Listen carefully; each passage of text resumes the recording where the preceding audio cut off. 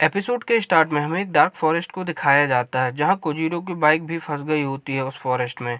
वहीं तासुगामी कोजीरो को ब्लेम कर रही होती है कि तुम्हारे कारण हम इस फॉरेस्ट में फंस गए करके।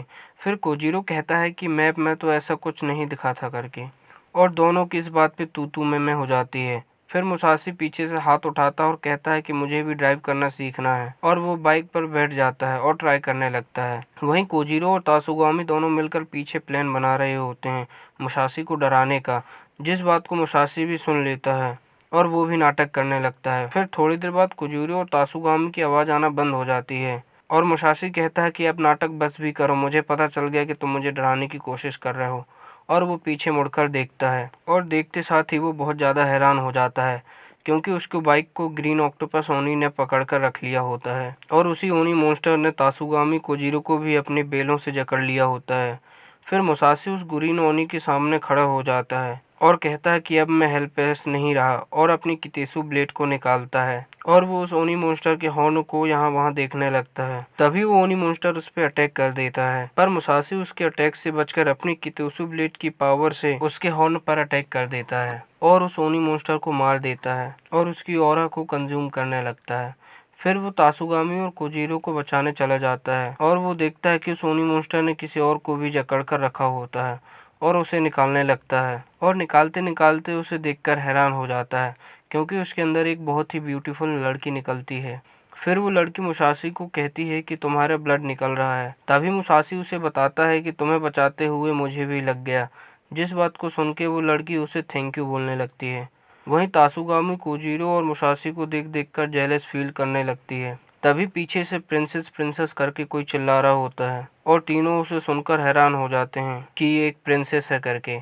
फिर वो ओल्ड मैन आता है और प्रिंसेस का हालचाल पूछने लगता है कि तुम ठीक हो करके। तभी वो प्रिंसेस उस ओल्ड मैन को कहती है उनका इंट्रोडक्शन लेने के लिए, पर तासुगामी के जेलस फील करने के चलते वो उन्हें पहले इंट्रोडक्शन देने को बोलती है। फिर वो ओल्ड मैन उन्हें बताता है कि ये लॉर्ड नोबुमित्सु की बेटी हैं, जिसका नाम मिलेडी सुरुवात्सुरी मिचुरु है, और बताता है कि ये उसुगाई एलायंस की हेड है जो कि पोर्ट ऑफ होरिमा में है। फिर वो ओल्ड मैन उन्हें अपने साथ कितोसु माउंट पर बिठाल कर ले जाने लगता है और उन्हें थैंक यू बोलने लगता है प्रिंसेस की जान बचाने के लिए। वहीं तासुगामी मुसाशी से बात कर रही होती है, पर मुसाशी का पूरा ध्यान उस प्रिंसेस की ओर होता है क्योंकि वो बहुत ही ऑकवर्ड साइलेंस होकर बैठी होती है, जिसे देखकर मुसाशी को शक हो रहा होता है और वो उसे डिस्ट्रैक्ट करने की कोशिश करता है, पर फिर भी उसका कोई रिएक्शन नहीं होता है और वो काफ़ी चीज़ें पूछ पूछ कर उससे ट्राई कर रहा होता है उसे डिस्ट्रैक्ट करने के लिए, पर फिर भी उसका कोई जवाब नहीं आता है।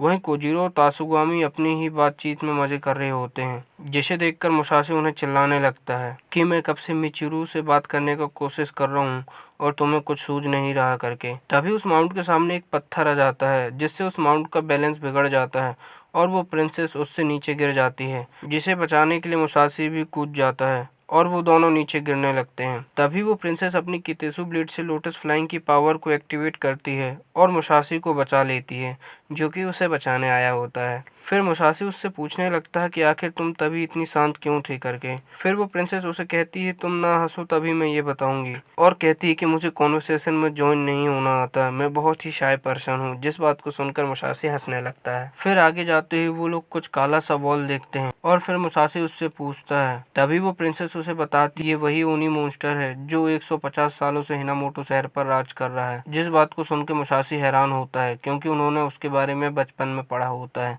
जैसे कि आप लोगों ने सीजन के स्टार्टिंग में देखा होगा। फिर वो प्रिंसेस उन्हें बताने लगती है कि बहुत साल पहले हिनामोटो में लोन ओनी नाम का मॉन्स्टर एंटर किया था जो कि एक्सट्रीम पावरफुल था और उसने पूरे हिनामोटो में तबाही मचा दी थी, जिसके सामने कोई भी नहीं टिक पाया था। और तब से हिनामोटो शहर दो भागों में बढ़ गया और फिर ओनी मॉन्स्टर और बुशियों में जंग होने लगी और ओनी मॉन्स्टर उस ब्लैक किशन को ऑरा खिला खिलाकर उसे और भी पावरफुल बना दिया गया और वो अब आधे हिनामोटो पर राज कर रहा है, जिसे ब्लैक किशन के नाम से जाना जाता है, और उसे अगर रोका नहीं गया तो वो एक दिन पूरे कंट्री पर राज करने लगेगा। जिस बात को सुनकर वो सब हैरान होते हैं क्योंकि 150 सालों से उसका कोई भी सामना नहीं कर पाया करके। फिर वो ओल्ड मैन उन्हें बताता है कि 5 जेंटलमैन लोगों का एक बैंड है जो कि बहुत ही पावरफुल है, जो उसे हरा सकता है और वो इस कंट्री में नंबर 1 बूशी कहलाते हैं। फिर वो ओल्ड मैन उन्हें अपने साथ हरीमा में ज्वाइन होने को बोलता है, जो कि एक पोर्ट पे बूशियों का गैंग होता है। फिर वो उन्हें बाय बोलकर वहाँ से जाने लगता है। वहीं वो तीनों कंफ्यूज हो रहे होते हैं कि आखिर किस बारे में बात करके गया करके। और तभी कोजीरो और मुसाशी मैप खोलकर देखने लगते हैं,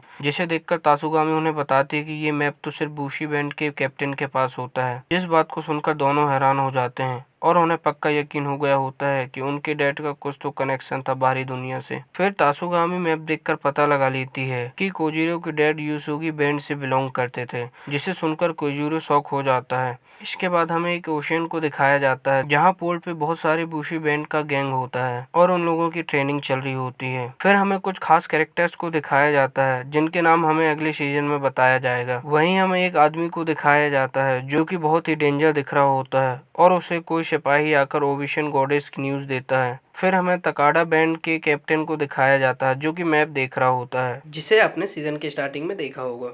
उसके बाद हमें नानो को दिखाया जाता है, जो कि ऑफ ड्यूटी होती है और कुछ शॉपिंग कर रही होती है। तभी उसके हार्ट से वो ब्लैक स्टोन पॉपअप हो रहा होता है, जो कि एक कॉल की तरह होता है, जिसे वो अकेले में जाकर स्विच करती है। और फिर हमें एक पूरा ग्रुप देखने को मिलता है, जिसमें सीरू भी होता है, जिनके बीच में ओविशन गॉडेस को लेकर चर्चा हो रही होती है। और वो कह रहे होते हैं कि ओविशन गॉडेस किसी भी बुशी के हाथ नहीं लगना चाहिए, और एक बार फिर से उन पे अटैक करने के लिए प्लान बनाने लगते हैं, जिसका पता हमें अगले सीजन में लगेगा। इसके बाद हमें अगला सीन दिखाया जाता है, जहां कोजीरो, मुसाशी और तासुगामी उसके डैड का सीक्रेट पता लगाने जा रहे होते हैं। और थोड़ी देर आगे जाके उन्हें एक वो ओशियन दिखता है, जिसकी चमक देखकर वो लोग हैरान हो जाते हैं और कह रहे होते हैं कि यही हमें कोजीरो के डैड का सीक्रेट पता चलेगा। और इतने में ही हमारे सीजन का एंड हो जाता है।